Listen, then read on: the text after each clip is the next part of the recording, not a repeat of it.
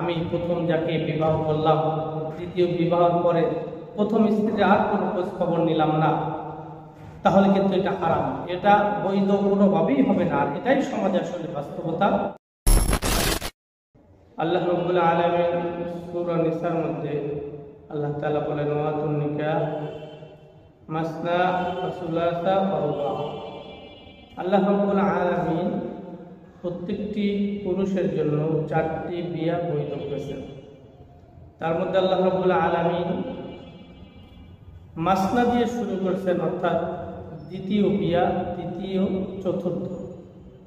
তার মানে হলো একটা তো সকলেই করবে যদি সক্ষম হয় আর্থিক শারীরিক, তাহলে উভয়টা, শুধুমাত্র 2টা নয়, একাধিক বিয়া একজন পুরুষের জন্য বৈধ রয়েছে। সমাজ কি বলল, আমাদের সমাজের মানুষ কি বলল, আমার পরিবার কি বলল, আমাদের পারিবারিক, এই সমস্ত চিন্তা ভাবনা করে অনেকে আমরা শক্তি সামর্থ্য থাকা সত্ত্বেও এগুলোর থেকে বিরত থাকি এবং অন্য গুনার ভিতরে লিপ্ত হয়ে যায়। আর এটাই সমাজ স্বাভাবিকভাবে দেখে নিয়েছেন, মেনে নিয়েছেন। কেউ যদি দ্বিতীয় বিবাহ করে তাহলে মানুষ মনে করে তার চরিত্র ভালো না, সে একটি খারাপ মানুষ। এটা সমাজ, এখন আমাদের সমাজ এরকম হয়েছে। কিন্তু আল্লাহ রাব্বুল আলামিন প্রত্যেকটি পুরুষকে আল্লাহ তাআলা নির্দেশ দিয়েছেন, মাসনা ওয়া সুলাসা ওয়া রুবা, তোমরা 2, 3, 4, অর্থাৎ একটু পর্বেই সক্ষম হলে 2 জন, এরপর যদি আরো প্রয়োজন হয় 3 জন, এরপর যদি আরো প্রয়োজন হয় তাহলে তোমরা 4 জনকে একত্রে রাখতে পারবে।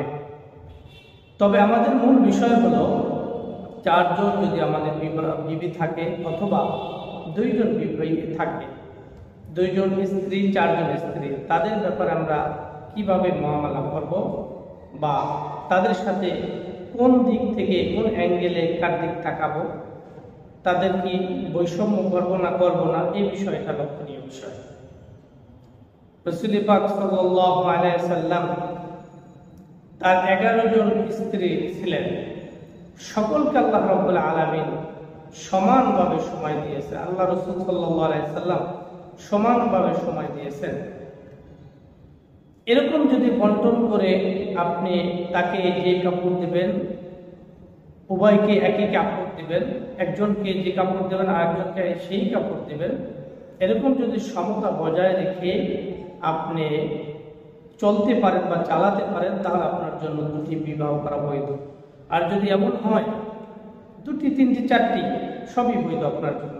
কিন্তু যদি বিষয়টা এমন হয়, আমি প্রথম যাকে বিবাহ করলাম, দ্বিতীয় বিবাহের পরে প্রথম স্ত্রীর আর কোনো খোঁজ খবর নিলাম না, তাহলে কিন্তু এটা হারাম, এটা বৈধ কোনোভাবেই হবে না। আর এটাই সমাজে আসলে বাস্তবতা, যে দ্বিতীয় স্ত্রী যখন আমার ঘরে আসে তখন আর প্রথম স্ত্রীর ছেলে মেয়েদের প্রতি এত গুরুত্ব থাকে না। এটা আল্লাহ রাসূল সাল্লাল্লাহু আলাইহি সাল্লাম নিষেধ করেছেন।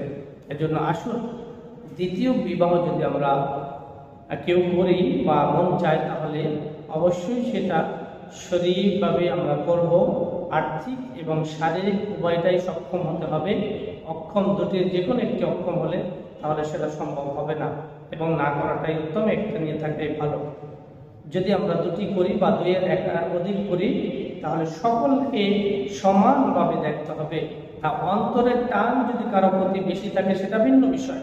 বাকি বাহ্যিক আপনার খাবার দাবার, পোশাক আশাক, থাকা, বাসস্থান, সবকিছু আপনাকে লেভেলে করতে হবে, এক অবস্থায় করতে হবে।